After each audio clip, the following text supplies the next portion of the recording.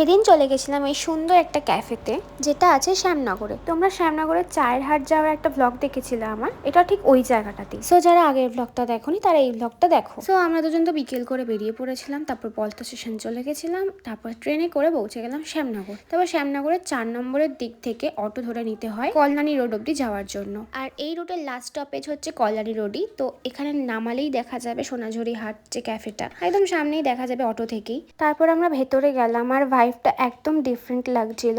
এখানের অ্যাম্বিয়েন্সটা তো ভীষণই সুন্দর, আর ভেতরে ছোট ছোট মাটির ঘরের মতন জায়গা ছিল যেখানে বসে খাওয়া যাবে, দোতলাও ছিল, আর এখানে এসি রুমও ছিল। এই গরমে তো আমরা এসি রুমটাই চুজ করলাম। তারপর আমরা অনেক ফটোস ভিডিওস তুললাম, আর এখানে ফুডও বেশ অ্যাফোর্ডেবল ছিল। তো আমরা অর্ডার করেছিলাম রেশমি কাবাব আর বাটার নান আর চিকেন ভর্তা। ফুড কোয়ালিটিও ঠিকঠাক ছিল। তো এটা একদম নতুন জায়গা, যদি কেউ আসতে চাও তো অবশ্যই যেও। তারপর আমরা খেয়ে দিয়ে চলে এলাম আবার বাড়ি। এই ছিল আমাদের আজকের ডে। আজকের জন্য টাটা।